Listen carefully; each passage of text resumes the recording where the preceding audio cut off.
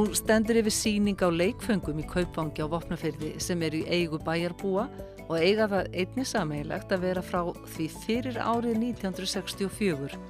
Það Ágústa Þorkelsdóttir á Refstað sem hefur haft veg og vanda að sýningunni, safnað saman leikföngum og komið henni upp. Okkur lék forvitna á að vita hvernig þetta kom til. Það kemur alltaf til þannig að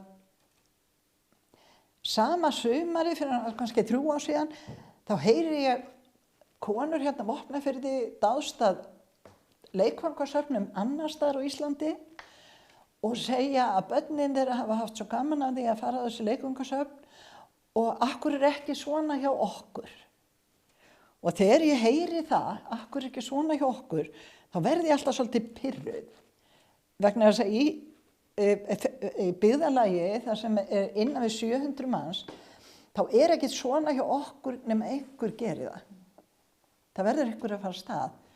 Svo bara ræðsta hvort að þetta tekst eða tekst ekki og ég var mikið búin að hugsa þetta því að ég á nefnilega 2 dálítið sérstakar. Ég á hann Bensa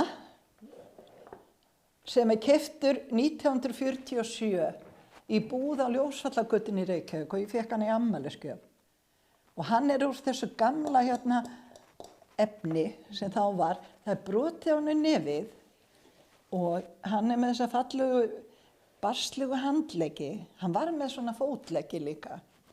En slæm meðferð fór eitthvað illa með þá, þannig að pabbi fór með hann til dúkkulæknis á Nýlendugötunni í Reykjavík. Og hann steypti þessar beinu lappir. Ég var aldrei mjög ánægð með það. Svo hann settur saman með teygju innan og teygjan farin að gefa sér svolítið. Þannig ég ætla að leyfa hann að slitna ef pabbi gerði þetta.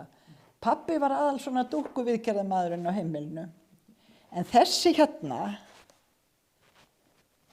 þessi mjög sérstök hún var keypt í New York 1952 líklegast. Hún með hár og hún getur lokað augunum, sínum brúnu fallegu augum og svo gat hún einu sinni sagt mamma, hún getur það ekki lengur. Hún keypt þarna 52 fyrir fyrsta peningin sem ég fékk fyrir leiðsögn. Svo tók ég próf í leiðsögn líklegast árið 2000 eða eitthvað svoleiðis. Allavega ég leiðsögumaður með réttindi. En þarna var ég, til ég var 7 ára, þá kom gamall maður frá Gimli í Manitoba, Kanada, og hann hafði farið frá Reykjavík 1907. Hann var giftur ömmusystur minni og amma kallaði hann alltaf Sigga Má. Og Siggi Máur kemur til þess að heimsækja landið sitt í síðasta skipti og hafði ekki komið þá í 30-40 ár.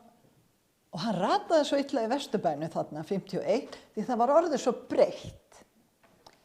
Allt og það var búið að byggja og alls konar vitleysa komin í gang þarna í Vesturbænum. Einhverjum hluta vegna þá ég fengið til þess að fara með honum.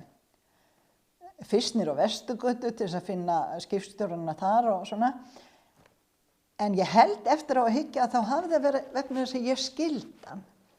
Ég veit að foreldrar minni áttu ekki auðvelt með að skilja hann, því hann blandaði saman íslensku og ensku. Ég kunni ekkert í ensku, en ég búin að segja hjá barnabörnunum mínum í dag að þau læra þetta bara gegnum húðina eða eitthvað neginn. Þannig að ég og Siggi Máur, við röltum Reykjavík og svo gaf hann mér eitthvað sent fyrir, sem ég geymdi í posa sem ég átti. Móðurbróðir minn var kokkur á Tröllafossi og gerði það sem hann sigldi á Ameríku þarna eftir stríð. Og ég lét hann hafa peninginn og hann keypti þessa forláta dúkku. Og hún búin að fylgja mér alla ævi. Vegna þess að ég svo heppin að ég átti enga stelpu og þess vegna gátt það ekki eyðilagt þetta. Ég á bara stráka. En þú hefur nú fengið einhvern status í Vesturbænum að eiga þessa dúkku? Já, ég bjó í verkamannabústöðunum í Vesturbænum og svona allt í kringum okkur voru svona voru borgarar, svona ríkara fólk sem bjó í kringum okkur og niður á Vesturgötu. Og stelpurnar það Gústa, hringdu að Byggu og sagði, Gústa, megum við sjá fínu dúkkuna frá Ameríku? Og þá kom maður með dömuna frá Ameríku og sýndi þeim. Ætlar hún að hafa þessi á? Ég hef hana. Ég hef hana. Og ég á eftir að setja hana í betri föt, sko. Hérna eitthvað sem ég keypti einhvern tímann. Ég nefnilega ekki svona heklukona, en ég var að setja hana í þetta á sýningunni. Svo þarf að laga hárið, sko. Ég laga það.